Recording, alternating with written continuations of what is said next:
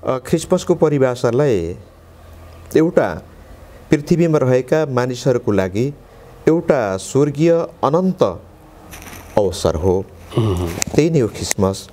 अब यसलाई पनि विभाग गरेर अध्ययन गर्दाखेरि अझ राम्रो हुन्छ कि भन्ने मेरो आफ्नो बुझाइ हो। क्रिसमस भनेको चाहिँ प्रेम हो, आनन्द हो, शान्ति हो, धैर्यता हो, खुसी हो, सम्मान हो, आदर हो, समर्पण हो, सद्भाव हो, सदिच्छा हो वा असल जे जति कुराहरू छन् ती सबै असल कुराहरू चाहिँ क्रिसमससँग सम्बन्धित छन् भन्ने मैले बुझेको छु। त्यो दिनमा गर्नुपर्छ भन्ने हो कि कसो हो? हजुर, बाइबलले के भन्छ भने मान्छे जन्मदैदेखि जन्मदैखेरि धर्मी जन्दैन। रोमी पुस्तकले त्यसो भन्छ।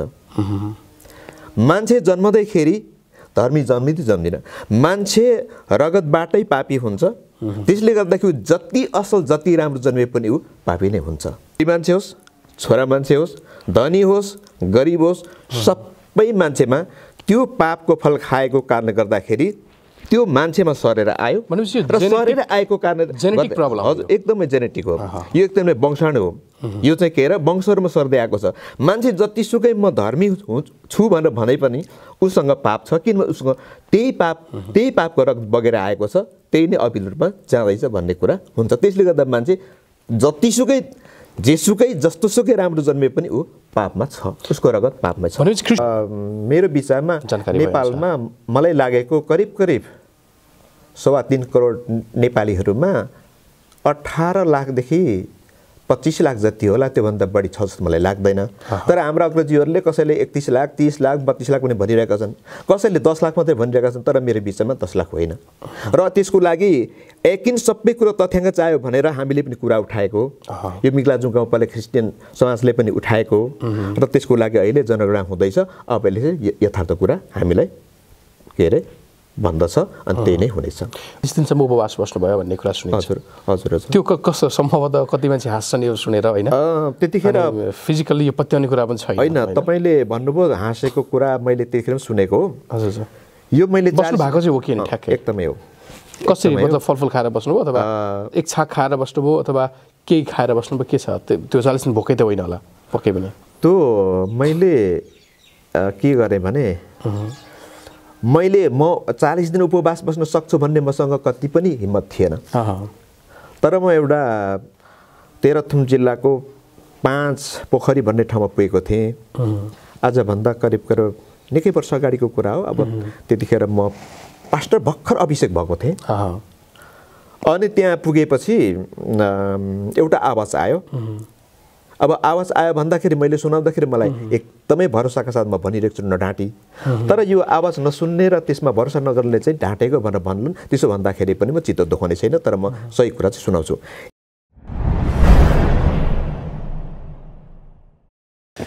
नमस्ते दर्शक, यहाँलाई स्वागत छ सकारात्मक खोज, सोच र मनोरञ्जनको सङ्गालो पोजिटिभ नेपालमा। म प्रकाश श्रेष्ठ।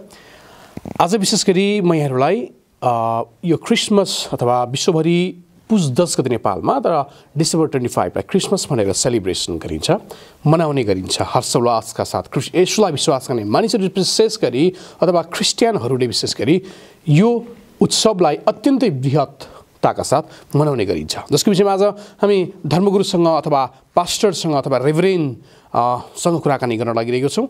हामी अहिले मिक्लाजुङमा छौँ र मिक्लाजुङ ख्रिस्ट एकता समाजका उहाँ अध्यक्ष हुनुहुन्छ र क्रिस्ट पेन्टिकोस्टल चर्च भन्ने चर्चका अध्यक्ष पनि हुनुहुन्छ, यसरी पास्टर अथवा त्यहाँको धर्मगुरु पनि हुनुहुन्छ। उहाँसँग हामी क्रिसमस विशेष कुराकानी गरेर लागिरहेका छौँ। क्रिसमसको फुल अन्डरस्ट्यान्डिङ उहाँबाट आउँछ भन्ने कुरा हामीले एक्सपेक्ट गरेका छौँ, आशा गरेका छौँ। त्यही विषयमा हामी उहाँसँग कुराकानी गर्दैछौँ। स्वागत छ हजुरलाई। धन्यवाद। आज पहिलोचोटि म चर्चका पास्टरसँग यसरी अन्तर्वार्ता गरिरहेको छु अथवा क्रिसमस विशेष भएकोले गर्दाखेरि हामीले तपाईँसँग कुराकानी गर्ने मन आयो। क्रिसमसको विषयमा बुझौँ। धेरै मानिसहरूले बुझेको छैन होला किन क्रिसमस मनाइन्छ होइन। धेरैचोटि अब क्रिसमसको विषयमा लिएर सदनसम्म होइन चर्काचर्की परेको छ। सदनसम्म पनि निकै विवादहरू आएको छ। अनि क्रिसमस किन मनाइन्छ, विश्वभरि नै मनाउने क्रिसमस नेपालमा पनि मनाइरहेको छ, किन यो कसो हो भनेर तपाईँसँग बुझ्नको लागि आज हामी यहाँ छौँ। अलिकति तपाईँलाई हामीले सम्बोधन गर्दाखेरि रेभरेन्ड पास्टर जेबी च्याम्लिङ रिउ भनेर सम्बोधन गऱ्यौँ। यो अलिकति भनिदिनुहोस्, रेभरेन्ड पास्टर यो के हो वास्तवमा? तपाईँको नामको अगाडि आएको पद ओहदा के हो, यो अलिकति प्रश्न पारिदिनुहोस् न। यो बाइबलले विधामा भनौँ न रेभरेन्ड भनेर सम्मान गर्नुभएको छ र मलाई पनि रेभरेन्ड अभिषेक गर्नुभएको छ। अनि त्यो पास्टर भन्ने पनि म पहिले पास्टर थिएँ, अनि अहिले चाहिँ पास्टर रेभरेन्ड भन्दाखेरि अभिषेकको हिसाबले हुँदो रहेछ। तर त्यति पास्टर रेभरेन्ड आदरणीय स्थानमा सम्बोधन गरिएको भने त्यसको लागि चाहिँ म त्यति खासै योग्य छु जस्तो पनि मलाई लाग्दैन। तैपनि भनिहाल्नुभयो, धन्यवाद छ। ओके, तपाईँलाई सबैले त्यही भन्ने गर्नुहुन्छ होइन। तपाईँलाई विशेष गरी तपाईँको कार्य र तपाईँको समर्पणता देखेर पनि सायद भनेको होला है। जस्तो क्रिसमस के हो? धन्यवाद छ। यो क्रिसमस मैले बुझेअनुसार, मेरो बुझाइमा, बाइबलको सारमा, बाइबलबाट बाहिर त गएर हामीले बोल्न पाउँदैन होइन। बाइबलमा मैले बुझेअनुसार, मेरो बुझाइ धेर थोर पनि हुनसक्छ, मैले बुझ्दै जानुपर्ने हुन्छ। तैपनि तपाईँको प्रसङ्ग अनुसार मैले के भन्नुपर्छ, मैले बुझेअनुसार बाइबलमा भन्दाखेरि क्रिसमसको परिभाषामा, क्रिसमसको परिभाषालाई एउटा पृथ्वीमा रहेका मानिसहरूको लागि एउटा स्वर्गीय अनन्त अवसर हो। त्यही नै हो क्रिसमस। अब यसलाई पनि विभाग गरेर अध्ययन गर्दाखेरि अझ राम्रो हुन्छ कि भन्ने मेरो आफ्नो बुझाइ हो। त्यसले गर्दाखेरि यसलाई पहिलो विभागमा, दोस्रो विभागमा, तेस्रो विभागमा गएर 3वटा विभागमा राखेर कुरा गर्दाखेरि अझ प्रष्टित छ कि भन्ने मलाई लागेको मेरो बुझाइअनुसार। पहिलो छ क्रिसमसको परिभाषा, अर्थ। ख्रिस भनेको परमेश्वर सृष्टिविधाता हुनुहुन्छ, अनि मस भनेको चाहिँ एउटा अर्थमा यसको पनि दुईवटा भागहरू छन्। मस भनेको एउटा चाहिँ विशेष परमेश्वरको समूह, सङ्गठन, झुन्ड भन्ने हुन्छ। अर्को मस भनेको चाहिँ खानेकुरा परमेश्वरद्वारा अथवा विशिष्ट किसिमको खानेकुरा भन्ने अर्थ लाग्छ, ख्रिस र मस। अब यहाँ हामी के हेर्दैछौँ भने क्रिसमसको अर्थ, यो अर्थमा चाहिँ ख्रिस भनेको परमेश्वरै हुनुभयो र परमेश्वरले क्रिसमस सम्बोधन गरिने सम्बोध्य कुरा चाहिँ पृथ्वीमा रहेका मानिसहरूलाई पापमा डुबेका, शराबमा डुबेका, प्रतिबन्ध रहेका प्रत्येकलाई स्वतन्त्रता दिनको लागि उहाँ पृथ्वीमा स्वतन्त्रता दिन र मानिसहरूको लागि आवश्यक थियो देख्नुभयो। भनेपछि पृथ्वीमा मानिसहरू चाहिँ पापमा डुबेका छन्। हजुर, जसलाई मुक्ति दिनको लागि उहाँ पृथ्वीमा आउनुभयो र उहाँ पृथ्वीमा आउँदाखेरि, ख्रिस आउँदाखेरि उहाँको उपस्थितिमा मानिसहरूको झुन्ड, मानिसहरूको संयोजन, मानिसहरूको सङ्गठन, मानिसहरू एकत्रित भएको हामी देख्दछौँ। त्यसैलाई चाहिँ क्रिसमस भनेर भनिन्छ। अब अर्को कुरा, अर्को पनि अझै पनि म भन्छु। दोस्रो, क्रिसमसको ठ्याक्कै छोटो अर्थ भन्ने हो भने क्रिसमस भनेको चाहिँ कन्फर्मली सुसमाचार हो, सुसमाचार हो। अब यो चाहिँ बाइबलको पदहरूले बताउने कुराहरू अघि पनि मैले भने, पहिलो नम्बरको पनि बाइबलको पदबाटै हो। अहिले हामी बाइबलको पद पनि हेरौँला होइन, प्रसङ्ग आयो भने अथवा टाइम पायो भने। दोस्रो पनि मैले बाइबलको पदबाटै, यो चाहिँ लुका पुस्तकको 2 अध्यायको 11, 10, 11मा यसको बारेमा लेखिएको छ क्रिसमसको विषयमा। हजुर, क्रिसमस भनेर लेखिएको छैन, तर त्यसको हामी भाव प्रष्ट रूपमा बुझ्न पाउँदछौँ।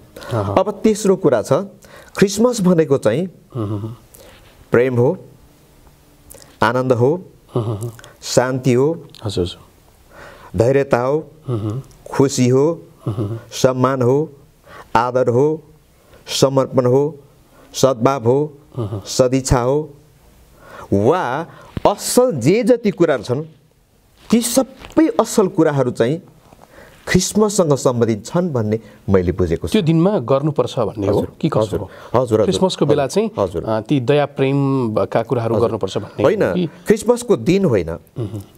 जब येशू ख्रिस्ट जन्मे त्यो जन्मदाखेरि यी हामीले पाएका हौँ र त्यो पाएका जन्मे पछाडि चाहिँ त्यो अहिले हजुरले भन्नुभएका सबै गुणहरू त्यो चाहिँ हामीले प्राप्त गर्यौँ हैन उहाँबाट। त्यो उहाँले दिनुभयो, हामीले लियौँ कि लिएन भन्ने कुरा आफ्नो ठाउँमा छ। लिनु चाहिँ उपयोगी छ, लिनुपर्छ, आवश्यक छ भन्ने कुरा चाहिँ हामी गर्दछौँ। त्यसैले गर्दाखेरि यसलाई चाहिँ बाइबलको पदले के भन्छ भने यी असल पोजिटिभ सकारात्मक कुराहरू सबै हामीमा परमेश्वर जन्मदाखेरि आएको छ र खराब कुरा सबै निस्केर गएको छ भने खुसी पनि हुने हो, आनन्दित हुने हो, उत्साहित हुने हो, जोसिलो बन्ने हो, सबै कुरामा खुसी मान्ने। त्यही खुसीको अभिव्यक्ति नै क्रिसमसमा अभिव्यक्त भएको यत्र तत्र देख्न पाइन्छ। तपाईँले अघि भन्नुभयो विश्वभरि, नेपालभरि अथवा जहाँसुकै होइन, यो खुसी चाहिँ क्रिस्चियनहरूको लागि मात्रै होइन, अख्रिस्टियनहरू पनि क्रिस्चियन हुनको लागि र अख्रिस्टियन हुँदाखेरिको लागि पनि हो। जस्तो पापबाट मुक्ति दिनलाई जन्मियो भनेर अघि तपाईँले भन्नुभयो होइन, मानिसहरू सबैमा पाप छ भनेर चाहिँ हामीले कसरी बुझ्ने र उहाँले कसरी मुक्ति दिनुहुन्छ त? बाइबलको पदले के भन्छ? जन्मिएको हो होइन, यसो फिजिकली त अहिले त्यहाँ हुनुहुन्न पनि होइन। अब उहाँले हामीलाई मुक्ति चाहिँ कहाँबाट गराउने, किन गराउने, हामी किन पापी, अलिकति भनिदिनुहोस् न। हुन्छ, बाइबलले के भन्छ भने मान्छे जन्मदैदेखि जन्मदैखेरि धर्मी जन्दैन। रोमी पुस्तकले त्यसो भन्छ। मान्छे जन्मदैखेरि धर्मी जन्मिँदैन, मान्छे रगतबाटै पापी हुन्छ। त्यसले गर्दाखेरि जति असल जति राम्रो जन्मे पनि ऊ पापी नै हुन्छ, उसमा पाप हुन्छ र त्यो पाप उसले थाहै हुँदैन। एकदमै हो। पृथ्वीका सबै मानिसहरू पापी छन् भन्ने कुरा बाइबलले बताउँदछ।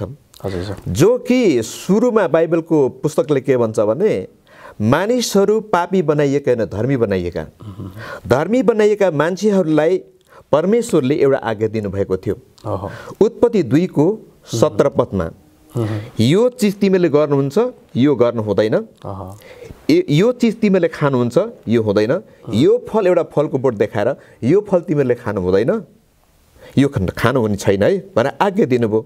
तर मानिसहरूले त्यही चाहिँ अवज्ञा गरेर परमेश्वरको टिपेर खाइदिए। टिपेर खाएपछि उनीहरू त्यो खाएकोबाट शरीरभरि रगतमा त्यो फैलियो र त्यो रगत चाहिँ त्यो शरीरमा रहन्जेल पापी नै हुन्छ र उनको रगत चाहिँ एक दोस्रोमा सर्दै वंशमा सर्दै आउँदाखेरि सम्पूर्ण पृथ्वीका हिप्पी होस्, नेक्रो होस्, ठुलो जाति भनिएका हुन्, सानो जाति भनेको बाइबलले ठुलो सानो जाति भन्दैन, छोरी मान्छे होस्, छोरा मान्छे होस्, धनी होस्, गरिब होस्, सबै मान्छेमा त्यो पापको फल खाएको कारणले गर्दाखेरि त्यो मान्छेमा सरेर आयो र सरेर आएको कारणले जेनेटिक प्रब्लम। हजुर, एकदमै जेनेटिक हो, यो एकदमै वंशाणु हो। यो चाहिँ के र वंशहरूमा सर्दै आएको छ। मान्छे जतिसुकै म धर्मी छु भनेर भने पनि उसँग पाप छ, किनभने उसँग त्यही पापको रगत बगेर आएको छ, त्यही नै अभिल रूपमा जाँदैछ भन्ने कुरा हुन्छ। त्यसले गर्दा मान्छे जेसुकै जस्तोसुकै राम्रो जन्मे पनि ऊ पापमा छ, उसको रगत पापमा छ। भनेपछि ख्रिस्ट येशू जन्मिसके पछाडि संसारका सबै मानिसले त्यो पापबाट मुक्त हुनुपर्छ अथवा हुन सक्छ। हजुर, अब यसरी मान्छेहरू पापी छन्। यी पापी मान्छेहरूले मुक्ति पाउनको लागि बाटो खोजे, उनीहरूको जीवनमा आवश्यकता महसुस भयो। खोज्दै त्यो कुरा परमेश्वरले पनि देख्नुभयो। परमेश्वरले मान्छे बनाएको मान्छेले त्यो खोज्दैछन्, त्यो कुरा खोजिरहेका छन्, त्यो आवश्यकता छ भन्ने कुरा परमेश्वरले राम्ररी महसुस गर्नुभयो। अनि त्यहाँदेखि खोज्दै त्यसको उपाय खोज्दै जाँदाखेरि परमेश्वरले कहीँ पाउनु भएन। अनि त्यो शरीरमा हामीले अघि भनिहाल्यो कि रगत अशुद्ध भएको छ, रगत पापमय छ। त्यो रगत पापमयलाई चाहिँ शुद्धिकरण नगरेसम्म कुनै पनि अवस्थामा नहुने भयो। शुद्धिकरण चाहिँ कसरी? अब शुद्धिकरणको कुरा, त्यो शुद्धिकरण गर्नको लागि परमेश्वरले पृथ्वी ब्रह्माण्ड कहीँ खोज्नुभयो, त्यसको शुद्धिकरण गर्ने उपाय अस्त्र अथवा माध्यम कहीँ पाउनु भएन।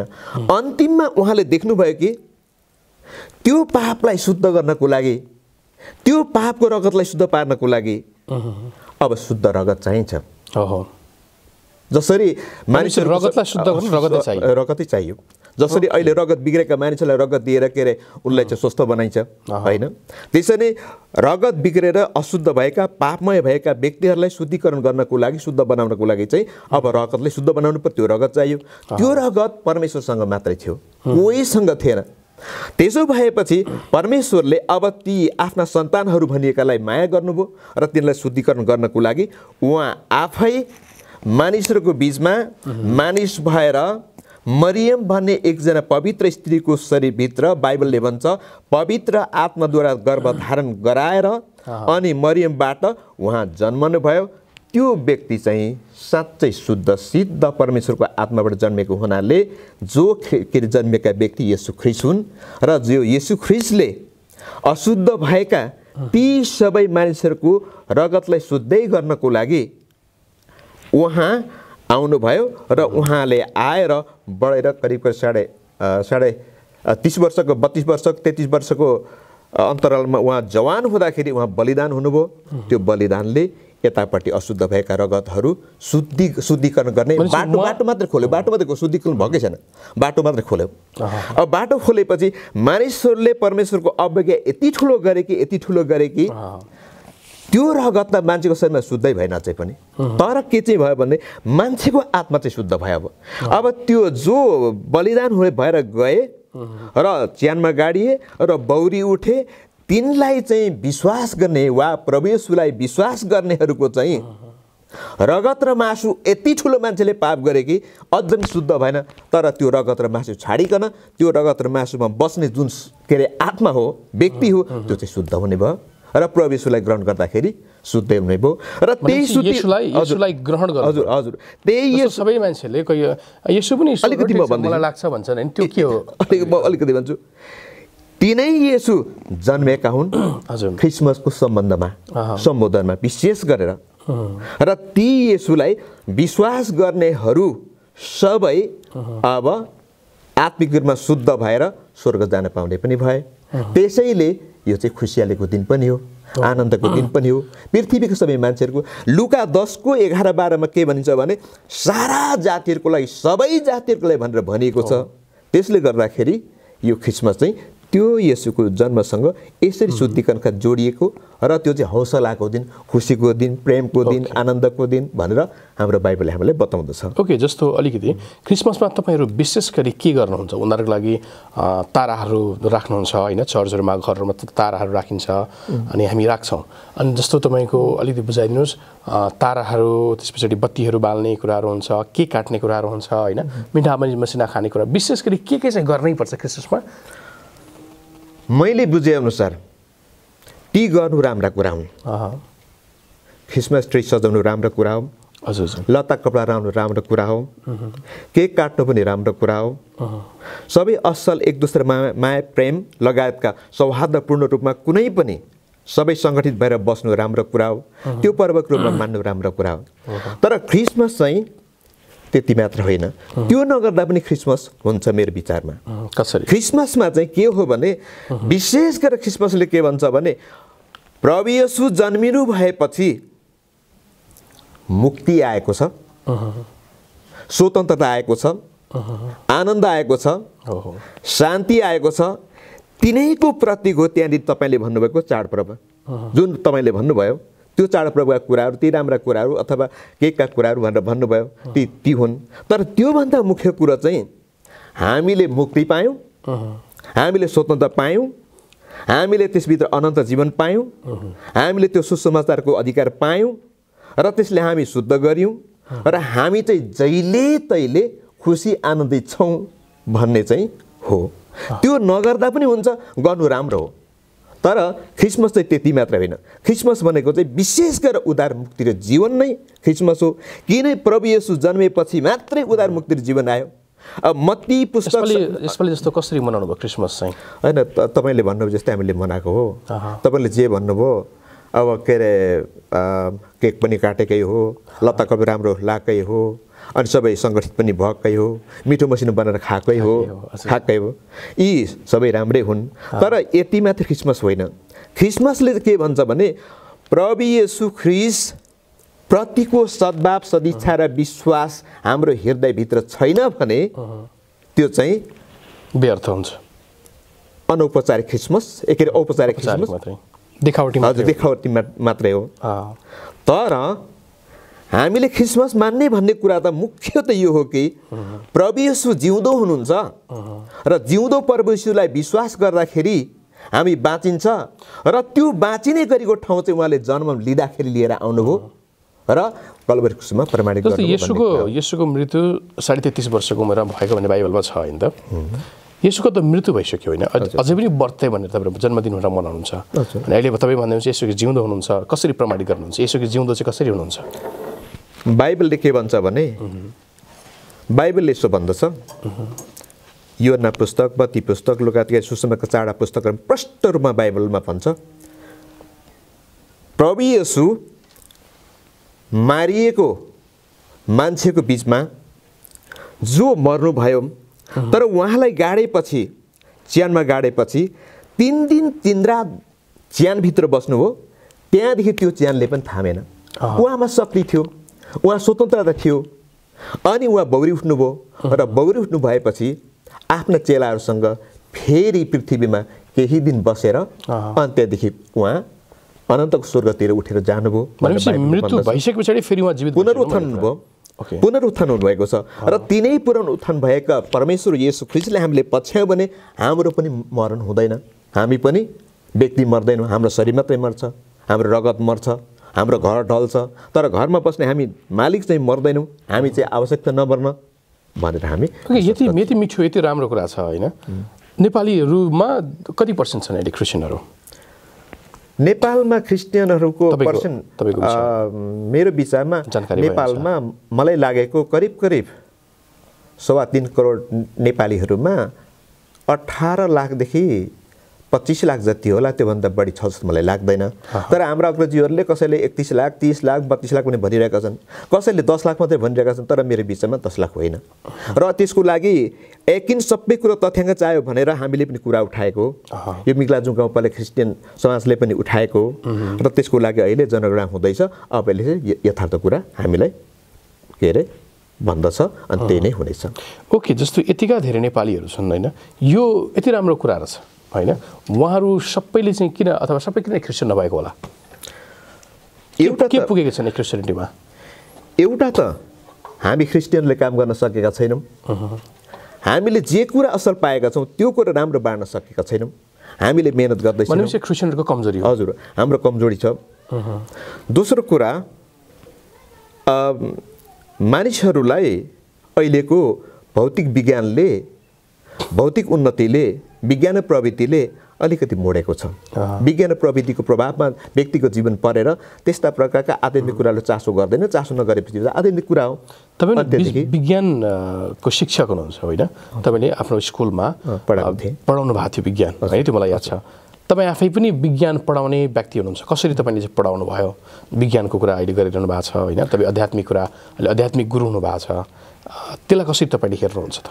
मैले कम्पेयर कसरी गर्ने? 32 वर्षसम्मको अवधिसम्म त म आध्यात्मिक कुराको एकदमै विपक्षी मान्छे हुँ। आध्यात्मिकतालाई म त्यतिखेरसम्म त कहिले पनि स्वीकार्दैन थिएँ। 32 वर्ष पछाडिको मेरो यो आध्यात्मिक जीवनको यात्रा हो। त्योभन्दा अगाडि त जस्तो थिएँ म भौतिक जीवनमा त्यसरी नै म विज्ञान पढाउँथेँ। त्यहाँदेखि पछाडि मैले 45 वर्षमा पढाएँ। 45 वर्षमा पढाउँदाखेरि चाहिँ मैले बिचमा के भनेको छु भने पछाडिदेखि त मैले विज्ञान पढाउँदै केही टाइमसम्म गएँ, 2-4 वर्ष विज्ञान पढाएँ। विज्ञान पढाइसकेपछि मैले के भन्न थालेँ भने म अलिक गलत रहेछु है। विज्ञान सिकेर सबै गलत त होइन होला नि त? म अलिक गलत रहेछु है, मैले गलत भने रहेछु है।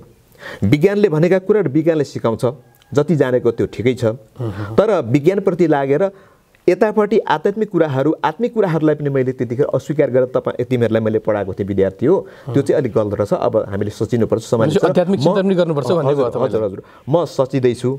म जब यो सचिने पनि मैले मुटु रोग भएपछि, मलाई मुटु लागेपछि अनि कार्डियोलोजिस्टले पनि मलाई अब काम दिँदैन तपाईँलाई भन्ने कुरा गरिसकेपछि अनि एउटा विकल्प खोज्दाखेरि मैले पनि यो पाएको। भनेको तपाईँ मर्नुहुन्छ भनेको काम दिँदैन भन्नाले तपाईँ मुटुले काम गर्दैन भनेर डाक्टरले भेरिफाई गरिदिनु भयो? हजुर, त्यतिखेर तपाईँको कुन हस्पिटलमा हो यो? त्यहाँनिर के भन्ने हस्पिटल छ भने जेके श्रेष्ठको। त्यतिखेर हस्पिटल पनि उहाँको आफ्नो प्राइभेट थियो विराटनगरमा। के भन्ने छ भने अहिले मलाई आएन, अब धेरै वर्ष 15-16 17 वर्ष भइसक्यो होइन। उसले तिम्रो मुटुले काम गर्दैन भनेर भन्थ्यो तपाईँलाई। त्यतिखेर विराटनगरमा कार्डियोलोजिस्टहरू 3 जना मात्रै थिए। कोशी हस्पिटलमा 1 जना, अनि प्राइभेटमा जेके श्रेष्ठ हुनुहुन्थ्यो, उहाँको पनि पार्ट टाइम होला त्यहाँनिर होइन। अर्को 1 जना के साक्य भने हुनुहुन्थ्यो, अरू थिएनन्। अनि मैले चाहिँ जेके श्रेष्ठलाई देखाएको थिएँ। अनि उहाँले के भन्नुभएको थियो भने अब तपाईँको मुटुको उपचार गर्दा गर्दा गर्दा यतिका वर्ष भयो, अब तपाईँको मुटुले चाहिँ काम गर्दैन, यो फेल अब लगभग हुन्छ, काम दिँदैन भनेर भन्नुभएको थियो। त्यहाँदेखि मैले अब उपचार गर्ने त्यो त्यतापट्टिको छोडिदिएँ। छोडेर अब के विकल्प चाहिँ पाइन्छ त, यो पृथ्वीमा केही चाहिँ होला, त्योसँग मेरो भेट भयो भने अब मेरो जीवन बाँच्छ। नभए त मेरो सानो सानो 1.5 फिट जतिको छोरा पनि अब रुने भयो, टुरुने भयो। मेरो 20-22 वर्षको श्रीमती पनि अब विधवा हुने भयो। अनि मेरो अब 70 वर्षको बुवा पनि रुँदै बस्ने भयो भनेर म सोच्थेँ। तर यतापट्टि आएर जुन विकल्प प्रभु येशूमा मैले आएँ, त्यहाँदेखि म ठ्याक्कै निकै यो त लामो किसिमको मसँग एउटा गवाई छ। अब अहिले त यो गवाई नै भन्नु थालेँ। मुटुले काम दिँदैन भने पछाडि पनि तपाईँ बाँच्नु भयो, बाँचे, ख्रीष्टलाई विश्वास गरेर। एकदमै त्यस्तो पनि हुँदो रहेछ है। हुन्छ, यो मान्छेलाई सुनाउँदाखेरि त पत्याउँदैन, किनभने मैले नि यस्तो कुरा नपत्याएको। मैले चाहिँ नपत्याउनु पाउने, अरूले चाहिँ नपत्याउनु नपाउने भन्ने त हुँदैन होला। अरूले पनि पत्याउँदैन। चिन्तन, प्रार्थना, व्रत, उपवास कतिको बस्नुहुन्छ अहिले? अहिले सरदरमा मैले आध्यात्मिक चिन्तन तपाईँसँग गहिरो छ पक्कै पनि होइन? सकेसम्म गर्छु, किनभने मुटुबाट म बाँचेँ भन्ने। हजुर, सकेसम्म गर्छु। म अहिले तपाईँको सरदरमा मैले 3 घन्टा प्रार्थना गर्ने हो दिनको, दैनिक। अनि टाइम पाएँ भने 5 घन्टा, कहिले 7 घन्टा गर्छु है। त्यसैले गर्दाखेरि यो खुट्टाको जस्तो यस्ता आयो नि यिनीहरू सबै यसरी यो बस्दाखेरि नै यो प्रार्थनाको कारणले गर्दा आएको यो खुट्टाको त्यो फोकाहरू प्रार्थना गर्दाखेरि त्यो सबै के भन्छ खाटा बसेको अथवा खुर बसेको बस्छु। ओके, भनेपछि प्रार्थना, उपवासहरू पनि बस्नुहुन्छ? उपवास पनि बस्छु। उपवास मेरो के छ भने दैनिक उपवास हो। कति दिन कसरी बस्नुपर्छ? बस्दा चाहिँ हिजो अस्तिको दिन बसिनँ, आज बसेको छु, नभए त बस्छु। उपवास बस्दाखेरि उपवासका विभिन्न आफ्नो लेभलहरू छन्। व्रत उपवास उस्तै त हो नि होइन? व्रत उपवास उस्तै भन्दा पनि व्रतको बारेमा मलाई धेरै थाहा छैन। तैपनि कुरो चाहिँ उस्तै एउटै के अरे डिपार्टका कुराहरू हुन्, तर पनि अलिकति फरक हुन्छ। र उपवासभित्र पनि विभिन्न उपवास बसिन्छ।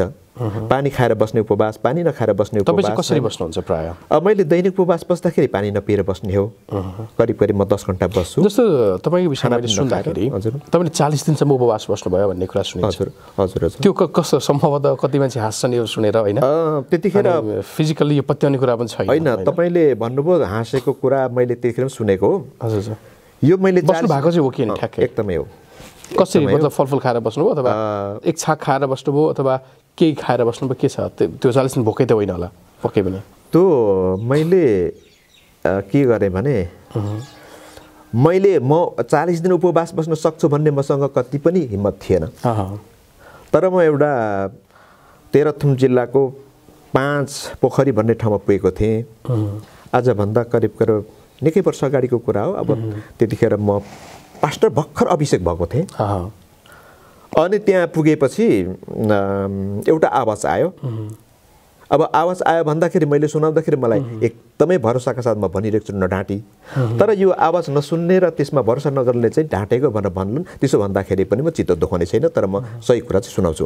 एउटा आवाज आयो, कस्तो भन्नुहुन्छ भने बिहानको थियो करिब 7 बजे, घाम टन्टाल पुल लागेको थियो, मधेस टन्नै हुसुले ढाकेको। त्यहाँनिर चाहिँ के भन्यो भने तैँले उपवास बस्नुपर्छ भन्ने एउटा माथिबाट आवाज आयो। माथिबाट क्लियर आवाज। अनि क्लियर आवाज आयो। अनि मसँग 7 जना साथीहरू डुलिरहेका थिए, उहाँहरूले पनि सुन्नुभयो भने जस्तो मलाई त लाग्यो नि त्यो क्लियर भएपछि। अनि त्यहाँदेखि मैले यसो विचारेको साथीहरू त सबै आफ्नै चालमा के अरे गफ गरिरहेको छन्, हिँडिरहेको छन्। अनि मलाई लाग्यो साथीले सुनेछ, मैले मात्रै सुनेको रहेछु। मैले एउटा त्यस्तो आवाज सुनेपछि अनि त्यहाँदेखि यताउता हेरेँ, माथि तल हेरेँ, केही पनि छैन। अनि त्यहाँदेखि आउँदा बसन्तपुर भन्ने ठाउँ छ। त्यो बसन्तपुर भन्ने एउटा सानो बजार छ। त्यहाँ आइपुग्दाखेरि देखि चाहिँ मलाई चाहिँ यस्तो अभिप्रेरणा आयो कि अहिले गएर बस्ने त केही पनि हुँदैन, कुनै पनि समस्या छैन, 40 दिन उपवास बस्न सकिन्छ भन्ने कुरा भयो। 40 दिनै बस्नु भनेर भन्यो कि उपवास मात्रै बस्नु? होइन, 40 दिनै भनेको। अगमवक्ताले भन्नुभएको 7 दिन उपवास बस्नुपर्छ भन्नुभएको थियो, तर परमेश्वरले 40 दिन भन्नुभयो। अनि त्यहाँदेखि म आएपछि अनि उपवास सुरु गरेँ। उपवास सुरु गर्दाखेरि चाहिँ मैले यसरी गरेँ। मैले सुरुमा चाहिँ 18 दिन पानी पिएँ। पानी मात्रै पिएँ, मूलको पानी, केही पनि नगरिकन पानी मात्र मैले पिएको। अनि 18 दिन पछाडि चाहिँ पानी पनि रुच्न छोडिहाल्यो, पानी पनि छोडिदिए। अनि हुँदै हुँदै त्यो बिचमा धेरै त्यस्ता अचम्म र आश्चर्यका दृश्यहरू, आकारहरू लगायतका आवाजहरू देख्दै देख्दै गए। अनि त्यसमा अहिले मैले भन्नु त धेरै छ, तर त्यो सबैले भन्न सकिँदैन। अनि 32 दिनमा एउटा समस्या आयो, स्वास्थ्य सम्बन्धी समस्या आयो। 33-34 दिन रह्यो, त्यहाँदेखि 35 दिनदेखि त्यो पुरै हटेर गयो। अनि 18 दिन पछाडि तपाईँ पानी पनि पिउनु भएन? पिन, पानी पिएपछि उल्टी आइहाल्ने। अनि ठ्याक्कै 40 दिन सक्यो। 40 दिन सकेपछि अनि हाड र छाला त भएको थिएँ। 22 दिनसम्म तपाईँले पानी पिउनु भएन? 18 दिनसम्म पिउनु भयो। हजुर, त्यसपछि 22 दिन, बाँकी 22 दिन पानी नपिबस्नुभयो? नपिबसेँ। मान्छेले कतिको पत्याउँछन्? मान्छेले धेरै पत्याएनन्, कसैले पत्याएन। के भन्थे भने अरे भने अब मलाई पत्याउँदो पनि छैन, पत्याउनु जस्तो पनि छैन। के भन्थे अरे भने राति बिस्कुट खान्छ, के अरे चिउरा राखेको हुन्छ खान्छ भनेर भन्थे अरे। अनि तपाईँले त्यसो भन्दैछन् भनेर भन्नु अब साथीहरूले आएर मण्डलीले भन्थे। त्यतिखेर मैले भने होइन, म त्यसो गर्नु छैन, परिवार ढाँट्नु छैन, किन परमेश्वरले मलाई चाहिँ आज्ञा दिनुभयो। के भयो जस्तो तपाईँ 40 दिनसम्म भोकै बस्नु भनेको यो त सामान्य कुरा भने ल उपलब्धिको कुरा गरिहाल्नु। के छ उपलब्धि चाहिँ? उपलब्धिको कुरा के छ भने मेरो आँखाले जति देख्थे आत्मिक कुराहरू त्योभन्दा बढी देख्न थाल्यो। मेरो कानले जति आत्मिक कुराहरू सुन्थ्यो त्योभन्दा बढी सुन्न थाले। मेरो हृदयले जति आत्मिक कुराहरू महसुस गर्थ्यो, जति रहेछ कति रहेछ नि त, मैले हुँदै होइन भनेको ठाउँमा त कति रहेछ कति सबै देख्न थालेँ। अनि यो बढ्न थाल्यो। अब बढ्ने क्रममा तपाईँले के देखेँ भन्ने कुरा म गरिहाल्छु। मैले प्रष्ट रूपमा परमेश्वरको आकृतिलाई सर्वमसँग हिँडेको देखेँ। अब यो बारेमा तपाईसँग हिँड्नुभयो? हजुर, मसँग हिँडेको देखेँ। यो मैले कहिले नपत्याएको, मैले अहिले भन्नु परेको छ, नढाँटिकन भन्नु परेको छ, यथार्थ कुरा भन्नु परेको छ, साँचो कुरा भन्नु परेको छ। किनभने मैले त परमेश्वरले विश्वास गरेको छु। विश्वास गरेको परमेश्वर जो हुनुहुन्छ तपाईँलाई त म ढाँट्न सक्छु, तपाईँले गएर ढाँट्न पनि सक्छु, तर उहाँलाई त म ढाँट्नै सक्दिनँ। उहाँले मलाई मुटु रोगबाट निको पार्नु, ढाँट भएर ढाँट चाहियो भनेर त उहाँले मलाई निको पार्नु भएको होइन। मलाई त्यो कुरामा डर छ। अब तपाईँहरूको विश्वास गर्नु, अब म भन्दैछु तपाईँहरूको बीचमा यसरी मैले बोल्दा पनि म डराइरहेको छु। मलाई भित्रबाट कता एकदम लागिरहेछ, ताकि मैले बोल्नुपर्ने कुराहरू परमेश्वरको उपस्थितिमा वा धेर थोरबो बोल्छु कि डर लागिरहेको छ। हामीलाई कम्प आउँछ, हामीलाई डर लाग्छ, हामीलाई के अरे परमेश्वरको वचनमा तलमाथि परिन्छ, डर लाग्छ। अब त्यस्ता परमेश्वरको गवाई मैले चाहिँ तपाईँहरू अगाडि बताउँदैछु, ताकि उहाँ मेरो अगाडि हिँड्दै हुनुहुन्थ्यो, उहाँ मेरो पछाडि हुँदै हुनुहुन्थ्यो। जतिखेर म आपतकाल परे, साइन्सको पाटो छ होइन, साइन्स यति ठुलो भइसक्यो होइन। अहिले यहाँ बोल्दाखेरि अमेरिका चाहिँ यहाँ बोल्यो भने अमेरिका सुन्छ होइन। यहाँ जस्तो क्यामेरा खिचिरहेको छौँ हामीले, यहाँ संसारभरि यो चाहिँ दृश्य हेर्ने भयो मानिसहरूले होइन। साइन्स त्यस्तो अगाडि बढिसक्यो, विभिन्न ग्रहहरूमा चाहिँ चन्द्रमामा बस्ती बसाउन थालिसके मान्छेहरू होइन। यी यस्तो डेभलप भएर गइरहेको विज्ञान ठुलो कि आध्यात्मिक ठुलो त? अब तपाईँ आध्यात्मिक यति धेरै लाग्नुपर्छ। विज्ञान शिक्षक हुनुहुन्थ्यो, वैज्ञानिक क्षेत्रबाट तपाईँ केही गर्नु सक्छ, टेक्नोलोजी क्षेत्रबाट केही गर्न सक्नुहुन्थ्यो होला, तर आध्यात्मिक चिन्तन तपाईँले गर्न थाल्नुभयो, जसलाई हामी देख्दैनौँ पनि भनेर नास्तिकहरूले भन्ने गर्छन्। यसमा तपाईँ के भन्नुहुन्छ? यो विज्ञान र प्रविधिको उन्नतिले हामीलाई धेरै सहज र स्वाभाविक जीवन जिउनको लागि मद्दत गरेको कारणले गर्दाखेरि यो एकदमै नै साह्रै योग्य छ। तर त्यसदेखि पछाडि पनि म के भन्छु भने मेरो अनुभवको कुरा मैले गर्ने हो। के छ भने योदेखि पछाडि पनि विज्ञानले पत्ता लगाएको कुरा त सानो कुरा हो। एउटा विज्ञानले पत्ता लगाएको कुरा कति भने त्यो विज्ञानले पत्ता लागेको जुन कुरा चाहिँ एकदम सारयुग छ, असल छ, उच्च भने एउटा भेडाको शरीरमा भएका असङ्ख्य भुत्लाहरूको एउटा भुत्ला विज्ञानले पत्ता लगाउँदाखेरि हामी यति लाभान्वित भयौँ, यति हामी सुखी लगायतका यति हामीलाई फलदायी जीवन जिउन सहयोग गर्यो। तर मलाई के लाग्छ भने विज्ञानले पत्ता लगाएको एउटा मात्रै भुत्ला हो, भेडाको अरबौँ भुत्ला चाहिँ विज्ञानले पत्ता नलागेको आधुनिकताभित्र लुकेर बसेका छन्। ती सबै कति छन्, ती चाहिँ बाँकी नै छन्। मलाई त्यस्तो लाग्छ। भनेपछि विज्ञान वास्तवमा यो ब्रह्माण्डमा विज्ञान अत्यन्तै सानो प्रकारले हिँडिरहेको छ। किनभने नि त्यहाँ चाहिँ कसको हात छ त? क्या ती सबै त्यो ब्रह्माण्डभित्र चाहिँ मैले अघि भने एकजना परमेश्वर हुनुहुन्छ, परमेश्वरले सृष्टि गर्नुभयो, ती सृष्टि विधाता परमेश्वरले आफ्नो हात राखेर सबै चलायमान गर्नुभएको छ। उहाँ चाहिँ सम्भवका परमेश्वर हुनुहुन्छ। मैले बुझेको, मैले विश्वास गरेको र मैले भन्नुपर्ने कुरा यही हो।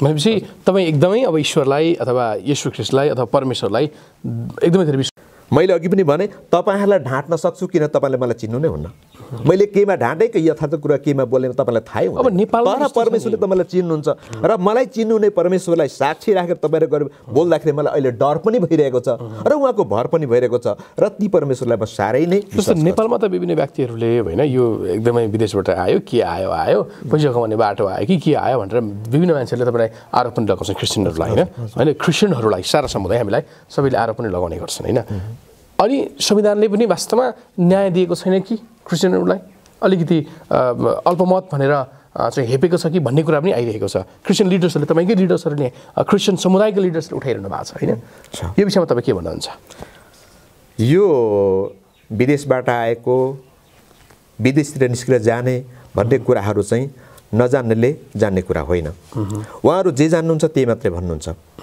यो के हो भन्ने कुरा त हामीले जनाउनु पर्छ हामी बाइबलिस्टहरूले हामी बाइबल अगुवाहरूले हामीले यो यो यो यो भनेर भन्नु पर्यो जान्नु पर्यो नजान्दा त त्यसै भन्नुहुन्छ नि दोस्रो कुरा तपाईले अलि पछाडी के जोड्नु भएको थियो जस्तो अहिले चाहिँ संविधानले पनि वास्तवमा न्याय गरेको छैन भन्ने कुरा छ हैन धर्म प्रचारहरू बन्द गरियो धर्म प्रचार गर्न पाइएन भन्ने कुराहरू पनि छ मेरो विचारमा संविधानले हामी अलिक निरीह भएको कारणले गर्दाखेरि त्यसलाई हाम्रो मुखरित हुने गरी नल्याएको हुन सक्छ किनभने क्रिस्चियन धर्म मात्र होइन अरु धर्महरू पनि पहिले यस्तै प्रभावमा थिए र त्यसबाट अलिकति स्वतन्त्र हुँदै आएका छन् भने क्रिस्चियनहरूले पनि पाउँछन् भनेपछि क्रिस्चियनहरूलाई पनि ठिकै छ अब स्वतन्त्र भइरहेको छ हुन्छ हुँदै न्याय गरेको छ गभर्नमेन्टले न्याय गरेको छ न्याय पुरै गरेको छ हामी भन्दैनौँ तर हामीले न्याय माग्ने हो हामीले न्याय चाहियो भनेर भन्ने हो तब हाम्रो सरकारले हाम्रो नेताले हाम्रो प्रतिनिधिले हामीले न्याय दिनुपर्छ र त्यो न्याय चाहिँ हाम्रो जीवनको लागि उपयोगी क्रिस्चियनको लागि उपयोगी र मान्छेको लागि उपयोगी हुन सक्छ त्यो हामीले माग्नु पर्यो नि यो क्रिसमसको अवसरमा तपाईँ के भन्नुहुन्छ सारा अन्त्यमा हामी छौँ इन्टरभ्यूको अन्त्यमा छौँ क्रिसमसको चाहिँ अवसरमा तपाईँले सारा हेरिरहनुभएका दर्शकबिनहरूलाई अथवा नेपालीहरूलाई के भन्न चाहनुहुन्छ अन्त्यमा मैले तीनवटा कुरा भन्न खोजेको थिएँ एउटा पनि आधी मात्रै बनाएँ अब यस्तै हो हजुरहरूले गर्ने प्रश्नको प्रसङ्ग के लिएर आउनुभएको त्यो अनुसार हामीले बोल्नु पर्यो अब मैले चाहिँ एउटा बस गर्ने भने त निकै 1 घण्टा पनि जाला त्यसो भए हैन 1 घण्टा होइन 5 घण्टा जाला 5 घण्टा जाला किनभने बस गर्न त म धेरै रुचाउँछु तपाईहरुलाई केही थाहा पनि हुनुपर्छ अब तपाईले भन्नुभएको अन्तिममा निष्कर्षमा के भन्न म चाहन्छु भने मैले जीवनमा केही पनि कमाएन मैले छोरा जन्माएँ म सारै खुसी छु तर त्यो भन्दा ठुलो मैले मेरो नाति पनि छ म सारै खुसी छु मेरो छोरा नातिले मलाई सारै खुसी बनाउँछन् मसँग बुहारी पनि श्रीमती पनि मण्डली पनि छन् इष्टमित्र पनि छन् र कोही पनि त्यति खासै विमुख छैन सबै राम्रा छन् अलिअलि सम्पत्ति पनि कमाइयो तर मैले यी सबै कमाएको भन्दा पनि र मैले सुनेको स्फटिक पन्ना आनिस कटेला सुन चाँदी लालमणि पितमणि हरितरत्न बेरुज भन्ने बहुमूल्य वस्तु जो सायद तपाईहरुले पनि छुन्नु भएको छैन देख्नु भएको छैन सुन्नु भएको छ हामी जस्तोले देख्न छुन्न पनि पाउँदैन किन हाम्रो लेभल त्यो होइन हामी त्यति तल छौं ती सम्पन्न व्यक्तित्वले पाउने हो त्यो भन्दा पनि महत्त्वपूर्ण एउटा चीज मैले जीवनमा पाएको छु त्यो चाहिँ प्रभु येशूलाई ग्रहण गर्नुपर्छ प्रभु येशूलाई ग्रहण गर्नु नै मात्रै पृथ्वीमा आउने प्रत्येक मान्छेको आफ्नो व्यक्तिगत हित र भलाइको लागि कर्तव्य हो हामीले राजा भएर पनि केही हुँदैन प्रभु येशूलाई पाएन नरक जान्छ प्रधानमन्त्री भएर पनि नरक जान्छ पुँजीपति भएर पनि नरक जान्छ पुँजीले के अरे 1 सेकेन्ड पनि हाम्रो प्राणलाई ढिलो बनाउन सक्दैन जान्छ जाने भएपछि हामी अफिसर भएर पनि केही छैन त्यो पनि खोसिन्छ तर एउटा कुरा त्यो मैले जानेको मेरो जीवनमा सबैभन्दा महत्त्वपूर्ण जे मैले पाएको छु त्यो चाहिँ प्रभु येशू ख्रीष्ट यसो भन्दा मान्छेले पत्याउँदैन होला नपत्याउने पाउँछन् केही पनि आपत छैन त्यसो भन्दाखेरि नपत्याइदिँदाखेरि म चित्त पनि दुखाउँदिन तर मैले भन्नै पर्छ मैले यो कुरा चाहिँ भन्नै पर्छ मैले यो कुरा चाहिँ जिब्रो नटुकी भन्नै पर्छ राजाको अगाडि परे पनि भन्नै पर्छ प्रधानमन्त्रीको अगाडि पनि भन्नै पर्छ जोसुकैको अगाडि भन्नै पर्छ सामान्य म जस्तो मान्छेको अगाडि पनि भन्नै पर्छ वा निरीह कमजोर मान्छेको अगाडि भन्नै पर्छ ताकि मैले जीवनमा पाएको सबैभन्दा महत्त्वपूर्ण सम्पत्ति भनेको चाहिँ एउटा त्यो हो कि जो चाहिँ प्रभु येशूलाई ग्रहण गर्ने हो अनि मैले भन्ने चाहिँ आफ्नो आफ्नो इच्छाको कुरा हो हिन्दूमा बस्न पाउनु पर्छ बौद्धिस्टले बौद्धिस्ट हुनै पाउनु पर्छ बाह्यहरूले बाह्य हुन पाउनै पर्छ, सिखहरूले सिख हुन पाउनै पर्छ, किराँतहरूले किराँत हुन पाउनै पर्छ र त्यहाँनिर पाएकाहरूलाई हामी अति नै सम्मान गर्छौँ। तर मैले भन्ने कुरा मैले भन्नुपर्छ, यो चाहिँ सबै पृथ्वीभरिका करिब करिब 7.25 अरब मान्छे छन्, प्रत्येकले प्रभु येशू ख्रीष्टलाई पाउनुपर्छ। मेरो लागि न कसैको लागि न, पाउनेको लागि हो। यो सन्देश तपाईँ दिन चाहनुहुन्छ? योभन्दा ठुलो पृथ्वीमा केही पनि छैन। र भोलि मैले अनुभव गरे अनुसार अब सबै कुरा चिन्ह चमत्कारका कुराहरू के पाएँ भन्ने कुरा तपाईँहरूको अगाडि मैले अब यो टाइममा भन्न सक्दिनँ होइन। ती सबैका कुराको बिचमा पनि मैले तपाईँहरूलाई भन्ने अथवा मैले सबैलाई भन्ने अथवा श्रोताहरूलाई भन्ने अथवा दर्शकहरूलाई भन्ने कुरा चाहिँ, प्रेरणा दिने कुरा चाहिँ, मैले साँचो भन्ने कुरा चाहिँ, सत्य कुरा भन्ने, नढाँटिएर भन्ने कुरा चाहिँ यो हो कि प्रभु येशू ख्रीष्ट ग्रहण गर्नुपर्छ। यति मात्रै सबै पृथ्वीको सबैभन्दा ठुलो ड्युटी यो हो। योभन्दा दोस्रो ड्युटी पृथ्वीमा लिएर आएको छैन। यो ड्युटी पुरा गरेनौँ भने भोलि पनि हाम्रो शरीरदेखि हामी मरेर भन्छौँ, मरेका हुँदैनौँ। हाम्रो शरीर मर्छ, हाम्रो शरीर मरेर हामीले छोड्नुपर्छ। छोडेर पछाडिको अवस्थामा पनि हामीले ठुलो त्यतिखेर पनि त्यसको लागि प्रस्ताव गर्नुपर्ने दिन र प्रस्तावले कुनै पनि उपलब्धि दिँदैन। हस्, थ्याङ्क यू सो मच। धन्यवाद छ समय दिनुभयो। धन्यवाद छ। पोजिटिभ नेपाल भन्नुभयो होइन, पोजिटिभ नेपालले मलाई जुन समय दिनुभयो अथवा जुन मौका दिनुभयो, मौकाहरू फेरि पनि यस्ता भन्न पाइयो भने भन्नुला होइन। धेरै धेरै धन्यवाद। अनि पोजिटिभ नेपाललाई पनि फल्दो फुल्दो बन्दै परमेश्वरको अनुग्रहमा जान सकेको हुन्छ। धन्यवाद छ। हस्, धन्यवाद, धेरै धन्यवाद। दर्शक यहाँले सुनिसक्नु भएको छ हाम्रो इन्टरभ्यू अथवा उहाँसँग गरेको कुराकानी सुन्नु भएको छ। तपाईँलाई के कस्तो लाग्छ कमेन्टमा तपाईँले सल्लाह सुझावहरू दिन सक्नुहुन्छ र यहाँहरूलाई लागेको मनमा लागेको प्रतिक्रियाहरू दिन सक्नुहुन्छ भने आजको यो अन्तर्वार्तालाई यहाँ अन्त्य गर्न चाहन्छौँ। हवस् त, बिदा हुन्छौँ। नमस्ते।